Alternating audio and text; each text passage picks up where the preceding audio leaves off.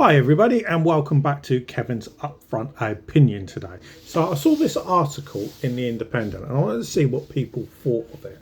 So Andy Burnham has said he wants to see the UK rejoin the EU, okay, within his lifetime. Now he's still relatively young guy, he's not that old, so it's possible. And the reason he said this, because he was in the middle of hitting back at Rachel Reeves and Keir Starmer due to her attempts to compare him to Liz Truss. Now the thing is, you can compare him to Liz Truss, but the thing is, a lot of things that Liz Truss wanted to do, in the long term, she would have been right. In fact, categorically, she was correct. It just meant, and this is something I've spoken to about recently, sometimes you have to take a bit of short-term pain for the long-term benefits, you know, and that was one of the things Liz Truss was correct about. But the Manchester Mayor has also urged his party to call out the financial disaster of Britain's departure from the bloc, as he insisted he would not be hopeless on the economy as Prime Minister. So the thing is, would he be right that we should rejoin the EU? Because there's in some ways I can see the benefit of rejoining. And I know people are going to say, oh, you're just another Remainer. I'm not a Remainer. I voted to leave. Okay. Don't believe me? Go and find out, see if you can find out how I voted. And I'll tell you, I did vote to leave. Okay, but the thing is, and this is why I look at it, when I voted to leave, I was on the borders, didn't know which way to vote, because my problem was I'd worked in big business, okay, where I had to deal with factories out in China, in Eastern Europe and in the UK, so I could always see the benefit of being part of the bloc. It made trading so much easy for me from being within the bloc. But then from a personal point of view, and this is where I am going to be seen as being a bit racist, and I remember when I was much younger, she's probably talking about 20 to 30 years ago this was. I remember being out with my mum and we went out into Southampton city centre on a Saturday, this was around about lunchtime, and I was walking down the high street, and I'll apologise up front for everything I'm about to say, because this is what I said to my mum, and it was categorically wrong for me to say this, and I said to her, what country are we in? Because up that high street, everybody was speaking other languages apart from English. And that's why I said it at the time.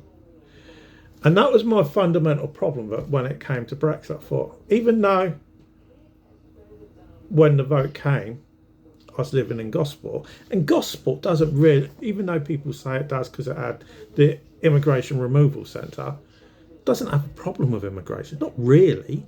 And where I live now, you know, I live in a proper seaside town. I live in Leon-Solent. It's called Leon-Solent for a reason as well. It's on the Solent. Doesn't have an immigration problem. And so I sometimes wonder, would we be better off being like half in, half out? Not fully going back in, but maybe if we were able to take on some of our systems to make trading a lot easier than it is at the moment. If we were able to do something like that, I personally would be in favour. And I know there's going to be a lot of you that are going to say, Kevin, you're out of your bloody mind. You're going crazy. And I probably am, to be honest. But that's my personal view, because at the end of the day, and I can look at this from a business point of view, ever since, if I look at it since we left, okay, because I've run businesses. If I look at how much money I was bringing in before we left the EU, it's we're bringing in way less now than then. And some people could say, yeah, but that's because of COVID. You can't put that down to COVID. Started happening as of Brexit. I know businesses that took like, what was it, 25% hit just because of Brexit. So whether you want to face up to that or not, or you just want to live your life in denial, that's down to you at the end of the day. But that then brings you on to the other question. Would Andy Burnham be a safe pair of hands? I honestly don't know. Because to me, he was too much of a Blairite, and you really want to move away from that. You've got that kind of thing at the moment with Keir Starmer as well. You know, ID cards, classic example. Would he be safe?